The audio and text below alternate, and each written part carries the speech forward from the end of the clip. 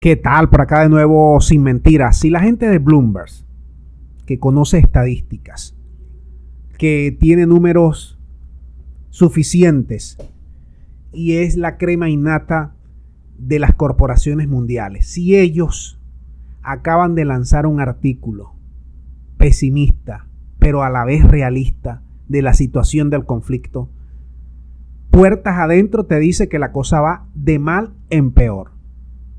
Ustedes saben cuánto va a ser, según los cálculos que tiene ya Bloomberg, cuánto van a ser los ingresos del país eslavo a finales de año. Más de 300.000 millones. No solamente van a compensar el robo de sus 300.000 millones en divisas, su congelación, que es un robo, sino también son ingresos sin precedentes en la historia del país. Entonces, Bloomberg dice en este artículo que las sanciones están decayendo con fuerza, que no se le ve una luz al final del túnel, que en vez de apretar las tuercas en las sanciones, más bien hay una relajación, hay una serie de concesiones que no van a ayudar a reducir los ingresos económicos del país, de la federación. Se habla de un petróleo embargado dentro de 6 meses, no por oleoductos, sino por mar. Imagínense ustedes. Hungría tiene exenciones, a Chipre también se le dieron exenciones. La fractura en los 27 es evidente, hay peleas, hay diferencias, dimes y diretes, todos los días se pelean, todos los días, no hay una declaración cruzada que no hayamos visto todos los días. Incluso son tan grandes las concesiones, según Bloomberg, que hasta el clérigo se le eliminó de la lista de sanciones, Kirill. Y para ello agrega este artículo que el costo por golpear a la federación es muy alto.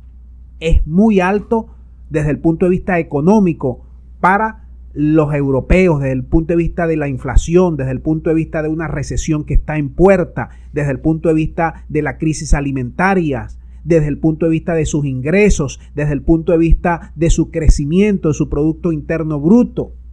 Fíjense que estamos hablando de que ahorita mismo Bélgica está pidiendo un reenfoque o una pausa porque no aguantan la pela. Estonia acaba de hablar y está diciendo que la cosa cada día es más difícil. Polonia acaba de decirle a su gente que vayan comprando leña o vayan buscando leña en los bosques. Hungría todos los días les advierte de que ese no es el camino que hay que seguir. Y si bien es cierto, en un primer momento de estas sanciones se hizo una alaraca de que sancionaban al círculo íntimo de Vladimir, de que el sistema financiero iba a colapsar, de que las líneas aéreas no iban a poder circular, de que el comercio de Rusia se iba a venir abajo, de que iba a haber una disminución del PIB del 10, del 15% a final de año. Toda esa alaraca, todas esas proyecciones sirvieron efectivamente y se han quedado en la nada porque los rusos siguen teniendo ingresos inimaginables y siguen moviendo sus fichas de una forma increíble en el tablero geopolítico que estamos viendo. Putin sigue más fuerte que nunca, más apoyado que nunca, con ingresos impresionantes, con una balanza de pagos favorables, con muchas empresas que estaban allí de Occidente, muchas corporaciones que han tenido que vender a precio de saldo, han tenido que escaparse para evitarse las sanciones. Eso, lejos de debilitarlo, fortalece la economía. El rublo pasó a ser una de las monedas más fuertes a nivel mundial en los últimos 2 meses. Y así tú estás viendo cómo muchos inversionistas chinos y de otros países se están aprovechando de esta ganga que están dejando los occidentales y que hasta los momentos no parecen tener claro el panorama. El único que lo tiene claro es el país del norte, que juega a extorsionarlos, que juega a debilitarlos, que juega a arrinconarlos.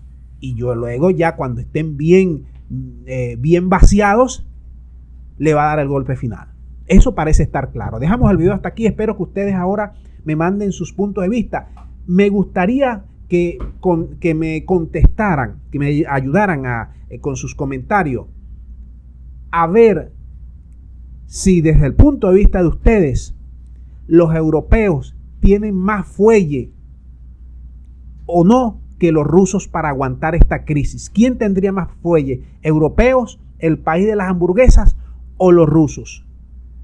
¿A quién a mediado y largo plazo esta serie de sanciones y esta serie de controversia financiera les va a pesar más? ¿A los rusos?